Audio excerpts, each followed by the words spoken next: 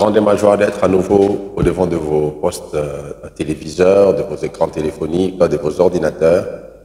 Bien-aimés dans le Seigneur, Shalom. Que Dieu vous bénisse à nouveau de pouvoir participer à ces temps d'édification aiguise ma foi. Ces moments où nous sommes comme face au Dieu qui a donné, qui nous a doté de la foi. Et ce même Dieu prend le temps de le forger pour que cette foi s'optimise et atteigne la dimension qu'il faut pour que nous ayons des résultats. Et comme la Bible le dit, la foi vient de ce qu'on entend, et ce qu'on entend vient de la parole de Dieu. Donc, du coup, chaque semaine, nous avons l'habitude, dans ce cadre, de pouvoir entendre des choses venant de Dieu pour pouvoir être construit, édifié dans la foi. Et bien évidemment, comme la foi vient de ce qu'on entend, c'est important de comprendre comment Dieu parle.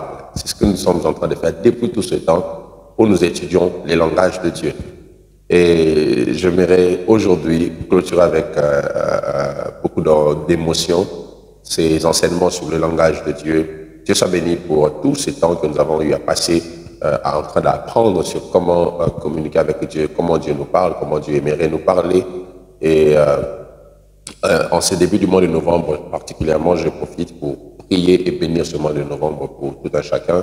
Que ce mois soit béni, que ce mois soit un mois rentable, un mois de succès. C'est l'avant-dernier mois de l'année et c'est important pour nous de croire que Dieu peut faire des grandes choses dans le si peu de temps qui reste pour 2024. Je crois que les paroles de Dieu pour 2024 ne vont pas expirer avant que ces, je sais pas, 60 ou 50 quelques jours restants puissent nous apporter les bénédictions venant du ciel. Alors recevez toutes ces bénédictions, qu'elles soient sur vous, qu'elles vous accompagnent et qu'elles vous fassent réussir au nom puissant de Jésus. Je vais, comme je disais, clôturer cet enseignement sur le langage de Dieu aujourd'hui en cette première semaine du mois de novembre. Je vais nous inviter à lire deux portions des Écritures. La première dans Job chapitre 33 que nous avons coutume de lire, Job chapitre 33, les versets 14 à 16. À force de lire les mêmes textes, on le voit différemment. La Bible déclare, Dieu parle cependant tantôt d'une manière, tantôt d'une autre, et l'on n'y prend point garde. Il parle par des songes, par des visions nocturnes, quand les hommes sont livrés à un profond sommeil, quand ils sont endormis sur leur couche. Alors il leur donne des avertissements et met le sceau à ses instructions. Le prochain texte que nous allons lire, c'est dans Romains chapitre 14, le verset 23. Romains chapitre 14, le verset 23 déclare ceci, mais celui qui a des doutes au sujet de ce qu'il mange est condamné, parce qu'il n'agit pas par conviction. Tout ce qui n'est pas le produit d'une conviction est péché.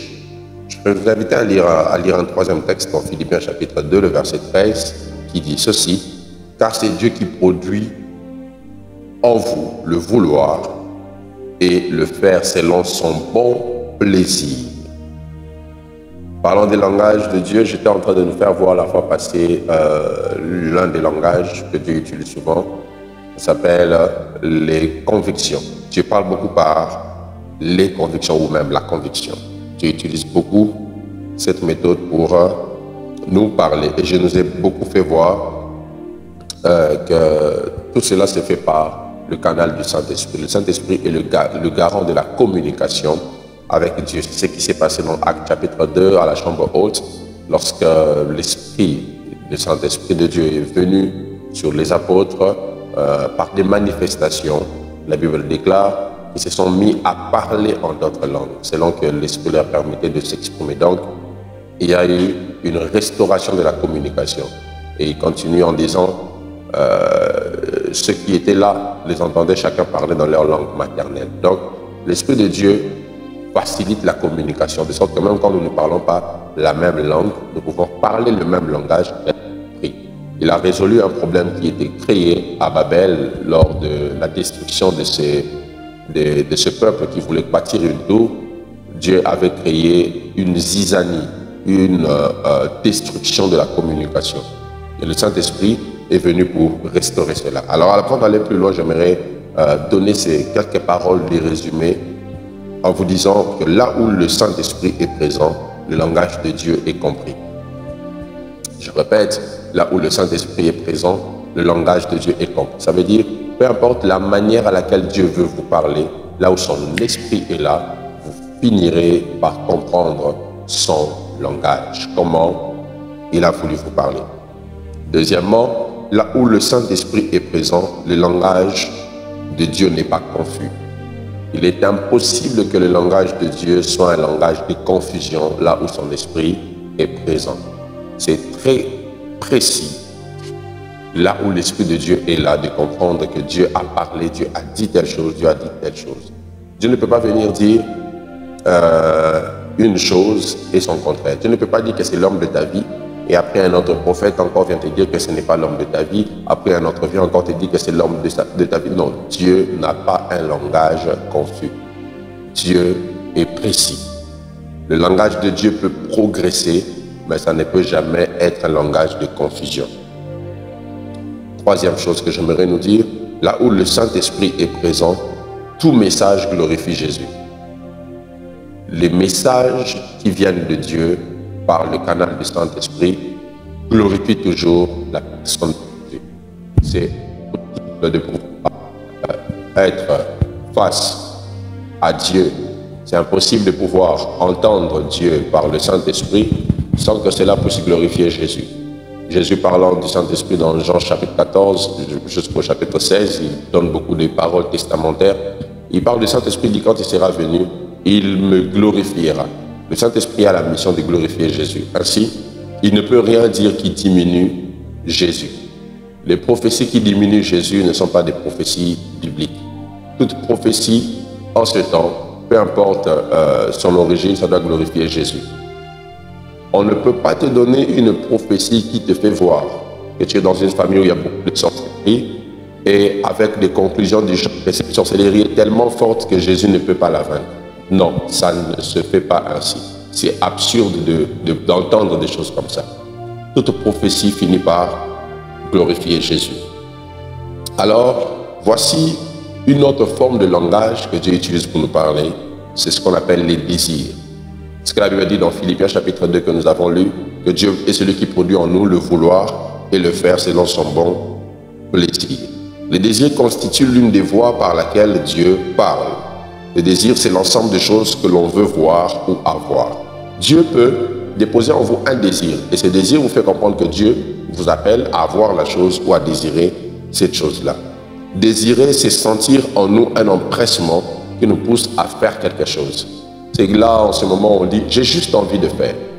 Rassurez-vous d'une chose, Dieu a le contrôle de la volonté. Et surtout, lorsque vous savez vous soumettre à sa volonté, il sait influencer votre volonté. Et des fois, il vous met juste dans une position où vous avez le désir. Il dit « jusque-là, vous n'avez pas encore demandé. Demandez jusqu'à ce que votre joie soit parfaite. » Donc, vous avez des désirs qui ne sont pas encore satisfaits. Alors, qu'est-ce que vous devez faire? Demandez jusqu'à ce que je veux vous donner la satisfaction de ces désirs que vous avez. C'est très important, mes frères et sœurs, de comprendre que Dieu peut nous parler par les désirs, par les choses que nous avons envie de faire. Et à ce moment, tu te dis, j'avais juste envie de faire ça et quand j'ai eu à le faire, cette entreprise a réussi et c'est une entreprise à succès. Dieu peut passer par les désirs que vous avez pour vous communiquer. Et enfin, un autre moyen par lequel Dieu nous parle souvent, c'est par l'oppression. Des fois, les choses qui nous oppressent peuvent nous faire savoir que Dieu est en train de nous parler. Je vous dis, des fois ça arrive que tu sursautes d'un sommeil et que tu te rendes compte que en soi, cette oppression que tu as subie, c'est Dieu qui était en train de te parler pour te faire comprendre qu'il y a quelque chose qui est en train de venir. Il faut que tu te lèves en prière, il faut que tu fasses ceci, il faut que tu fasses cela. Des fois, les oppressions que nous rencontrons nous font savoir que Dieu nous parle ou Dieu nous a parlé. Et j'aimerais que tu voies différemment ces oppressions pour que quand tu sursautes d'une oppression, que tu ne commences pas directement à crier au nom de Jésus. Cherche à comprendre qu'est-ce que Dieu a voulu te dire au travers de cette oppression. Et voici, en conclusion, si tous ces éléments nous permettent de comprendre le langage de Dieu, alors comment on se développe pour capter le langage de Dieu? Il y a un principe important que j'aimerais vous donner en ce qui concerne les dons spirituels. Souvent, j'entends les gens prier en disant « Seigneur, je veux que mon don de t'écouter puisse grandir. Je veux que mon don de prophétie grandisse, que mon don des rêves grandisse. » Sachez ceci, on ne prie pas pour que le don grandisse, mais on prie pour grandir dans le don. Donc, le don ne subit pas la croissance. C'est l'homme qui croit dans le don. En d'autres termes, Jacques chapitre 1, à partir du verset 17 au verset 18, déclare « Tout don parfait et toute grâce excellente viennent d'en haut ». Donc, le don est parfait. Le contexte même montre que la grâce est le support du don. Il dit le don parfait et grâce excellente. Donc, le don se positionne sur la grâce. En d'autres termes, vous devez savoir que le don qui vient de Dieu est parfait. Donc, quand vous n'entendez pas bien, ce n'est pas Dieu qui parle mal, c'est vous qui entendez mal. Donc, ne priez pas pour la croissance du don. Priez pour votre croissance à vous dans l'utilisation du don. C'est comme un enfant à qui on offre un véhicule. Le véhicule est fait pour rouler, mais son enfance l'empêche de pouvoir rouler. Alors, il n'a pas de prière à faire pour dire que ma voiture commence à rouler. La voiture roule déjà. C'est lui qui doit apprendre à conduire la voiture qui roule déjà. Donc, c'est l'homme qui grandit dans le don. Et comment on grandit dans l'écoute de Dieu? C'est par la sensibilité.